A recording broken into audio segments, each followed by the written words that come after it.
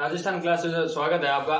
हम पढ़ रहे थे संविधान का भाग 3 मूल अधिकार पढ़ रहे थे। कल हमने मूल अधिकार के बारे में पढ़ लिया था। मूल अधिकार कहाँ से लिए गए हैं, क्यों लिए गए थे। उसके बाद जब मूल अधिकार का हनन होता है तो हाईकोर्ट या सुप्रीम कोर्ट जा सकते हैं। हाईकोर्ट जाएंगे तो 226 के तहत, अनुच्छेद 226 के तहत। सुप्रीम कोर्ट जाएंगे अनुच्छेद 32 के तहत। उससे पहले हम पढ़े थे मूल संविधान में कितने मूल अधिकार थे, 7 है। पहले वर्तमान में कितने हैं, 6।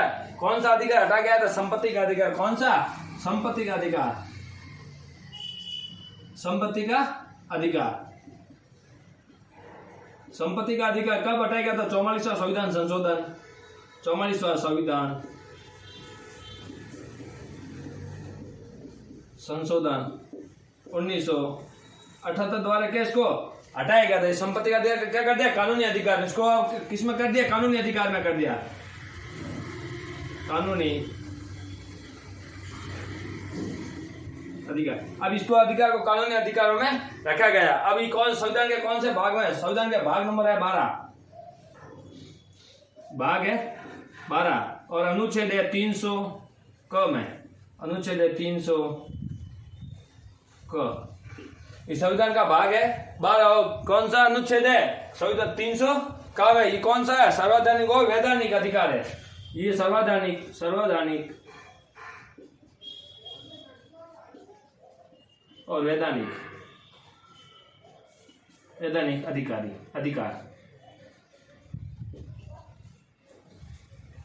जो संपत्ति का अधिकार था, पहले क्या था, ये मूल अधिकार था। अब लेकिन आपको इसको क्या करें, किसका अधिकार रख दिया, कानूनी अधिकार रख दिया है। 44 संविधान संशोधन 1978 में इसको किसमें रख दिया, कानूनी अधिकार रख दिया। भाग में भरा है अनुच्छेद 300 क में सर्वैधानिक और वैधानिक अधिकार है। उसके बाद हम पढ़े संविधान की, पढ़े थे संविधान के 6 मूल अधिकार में। सबसे इंपोर्टेंट है, ये सबसे मेन इंपोर्टेंट है। इसे बोला समानता का अधिकार 14 से 18, स्वतंत्र का अधिकार 19 से 22 और शोषण के विरोध 23 और 24, धार्मिक स्वतंत्र का अधिकार 25 से 28, शिक्षा और संस्कृति का अधिकार 29 और 30 और सर्वजनिक उपचारों का अधिकार है 32। ये अनुच्छेद क्या है, ये मूल अधिकार क्या है, ये मूल अधिकार बहुत इंपोर्टेंट मूल अधिकार है। क्वेश्चन आपसे यहीं से पूछेंगे। कल एक मैंने शॉर्ट वीडियो में क्वेश्चन यहीं से डाला था कि मूल संविधान में कितने मूल अधिकार थे। मूल संविधान अधिकार 7 है, मूल संविधान में 7 है, लेकिन वर्तमान में कितने हैं, 6 है। वर्तमान में 6 है। अब एक एक करके पढ़ेंगे। 14 में क्या है, 15 में क्या है, 16 में क्या है, 17 में क्या, मैं एक एक पढ़ेंगे। उससे पहले अनुच्छेद हम पढ़ते हैं 16। कौन सा अनुच्छेद, 16 में विधि कानूनी समानता। एक है विधि कानूनी समानता। ये है कि बोला कि विधि के समक्ष समानता। विधि के समक्ष समानता यह अवधारणा कहां से ली गई है, ब्रिटेन से ली गई। कैसी है, नकारात्मक है। जो विधि के समान समानता है, समक्ष समानता, ये कहां से ली गई है, ब्रिटेन से। कैसी है, नकारात्मक। जो विधि के समान संरक्षण है, ये ली गई अमेरिका से। कहां से ली गई है, अमेरिका से ली गई। और कैसी है, सकारात्मक है। कैसी है, सकारात्मक। एक बार ये नोट कर लो आप।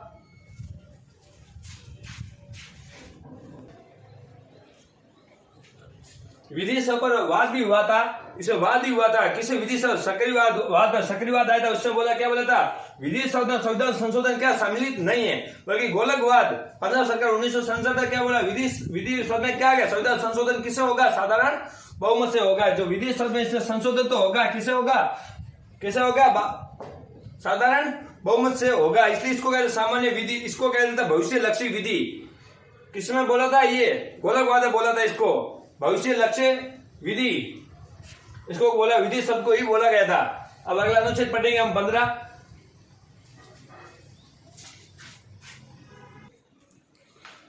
अब समानता का अधिकार पढ़े, अनुच्छेद 14 तो पढ़ लिया। अनुच्छेद 14 में क्या बोला है, विधि के समान समक्ष समानता तो ये ली गई ब्रिटेन से। विधि के समान संरक्षण कहां से लेगा, अमेरिका से। अमेरिका से लेके और क्या था, सकारात्मक। जो ब्रिटेन से लेगा तो क्या था, नकारात्मक। इसमें अनुच्छेद एक और आता, अनुच्छेद 361। अनुच्छेद 361 बोला क्या, राष्ट्रपति और राज्यपाल। राष्ट्रपति और राज्यपाल के क्या है, विशेष अधिकार। इसमें किसके अधिकार, राष्ट्रपति और राज्यपाल के क्या विशेष अधिकार। विशेष अधिकार किसके है, राष्ट्रपति और राज्यपाल के। इसमें क्या विशेष अधिकार, किस अनुच्छेद में, अनुच्छेद 361 में। इसे 2 और अनुच्छेद आते हैं। एक अनुच्छेद 105, 101, 194। 105 सांसदों के और 194 में विधायकों के। 105 में सांसदों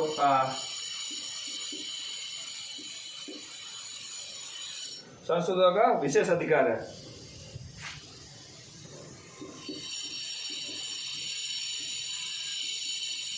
और 194 में विधायकों का।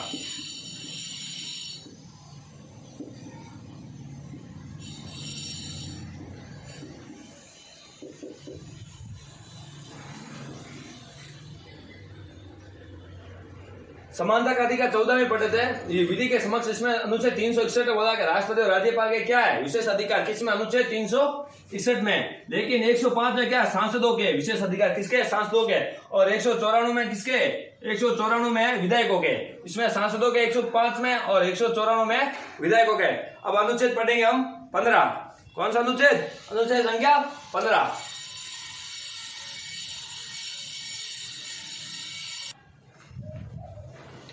अब मूल अधिकार 15 पढ़ते, 14 हो गया पूरा। अब पढ़ना मूल अधिकार 15 में कितना है? 15 5 अनुच्छेद 15(1), 15(2), 15(3), 15(4) और 15(5) इस प्रकार 5 है। 15(1) में लिखा है कि राज्य किसी भी नागरिक के साथ धर्म, वंश, जाति, लिंग व जन्म स्थान के आधार पर क्या भेदभाव नहीं करता। कोई भी राज्य है, कोई भी राज्य क्या किसी भी नागरिक के साथ धर्म होता है, वंश होता है, जाति, लिंग या जन्म स्थान पर क्या भेदभाव नहीं कर सकता। अगर कोई अगर राज्य जाति, लिंग का भेदभाव करता है तो अब हाईकोर्ट या सुप्रीम कोर्ट जा सकते हैं। क्या मूल अधिकार क्या हो रहा है? हनन हो रहा है। एक राज्य का कर्तव्य होता है वो अपने नागरिकों को क्या रखे? समान अधिकार के साथ। कोई राज्य अपने समान अधिकारों के साथ अगर नागरिकों को नहीं रखता था, अब क्या कर सकते हैं? हाईकोर्ट या सुप्रीम कोर्ट जा सकते हैं। क्या होगा? मूल अधिकारों को क्या हो रहा है? हनन हो रहा है। उसके बाद बोला कि अनुच्छेद 15(2) बोला कि व्यक्ति किसी व्यक्ति के साथ धर्म, वंश, जाति, लिंग या जन्म स्थान के आधार पर भेदभाव करता है, भेदभाव भी करता, तो भी आप क्या मूल अधिकार क्या हो रहा है? हनन हो रहा है। बल्कि ये नहीं करना चाहिए। कोई व्यक्ति किसी दूसरे व्यक्ति के प्रति क्या कर रहा है? भेदभाव कर रहा है, तो क्या होता है? उसका हनन तो होता है। उसके मूल अधिकार अगर हमारे साथ अगर कोई ऐसा करता तो हमें कैसा लगता है? इसी प्रकार ये बोला है कोई भी व्यक्ति क्या जन्म, जाति या लिंग इनके आधार पर क्या भेदभाव नहीं कर सकता है।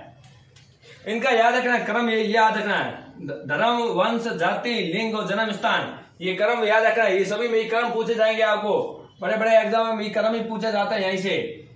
उसके बाद बोला अनुच्छेद 15(3), ये वो अपवाद है।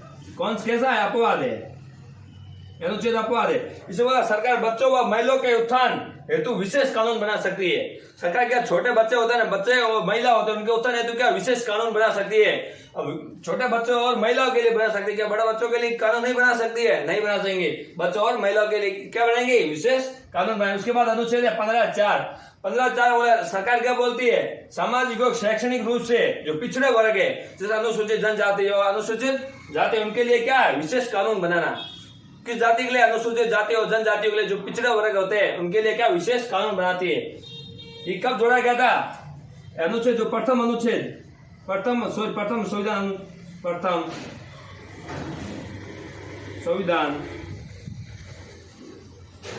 संशोधन 1951, प्रथम संविधान संशोधन 1951 द्वारा किसको जोड़ा गया था? किसको जोड़ा गया था? इसको सरकार सामाजिक और शैक्षणिक रूप से अन्य पिछड़े वर्गों उनको लिए क्या विशेष कानून बनाएंगे। इसमें कौन कौन से जोड़े गए थे अनुच्छेद है? प्रथम में आप एक बार लिख लो, 1 2 15(4) के बाद 31A, 31B, 31A और 31B। ये कौन सा अधिकार में जोड़े गया था? जो प्रथम संविधान संशोधन हुआ था उसमें 15(4), 31A, 31B ये जोड़े गए थे। उसके बाद अनुसूची, नवीं अनुसूची जोड़ी गई थी। कौन सी अनुसूची? नवीं अनुसूची जोड़ी गई थी। नवीं अनुसूची में क्या है? एक बार देखो, नवीं अनुसूची में क्या है? अनुसूची 9 में क्या है? अनुसूची 9 में क्या? संपत्ति का अधिकार है। अनुसूची 9 में क्या है? संपत्ति का अधिकार है। कौन से भाग में है? भाग 20। कौन सा अनुच्छेद है? 300 का में। और बोला कि 13वां संविधान संशोधन 13वां संविधान संशोधन कब हुआ था? 2005 में हुआ था। इसे क्या बोला? सामाजिक। इसमें क्या बोला? इसमें जब कौन सा संविधान संशोधन हुआ था? 13वां संविधान संशोधन हुआ था कब? 2005 में।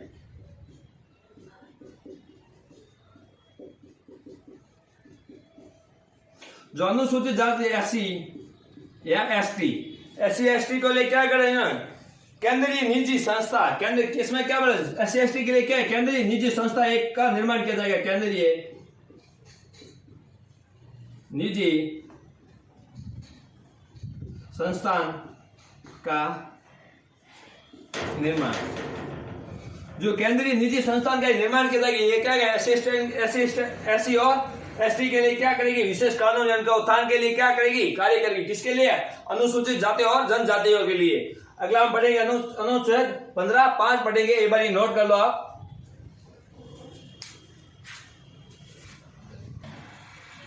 हम अनुच्छेद पढ़ रहे हैं 15(5). 15(5) से क्या बोले, सरकार सामाजिक शैक्षणिक रूप से SC/ST के लिए क्या, केंद्रीय निजी संस्थाओं में क्या विशेष प्रावधान, मतलब उनको आरक्षण दिया जाए। किसको, अनुसूचित जाति और जनजाति। ये अनिवार्य कब किया था, जब 13वां संविधान संशोधन हुआ था। कब, कौन सा, 13वां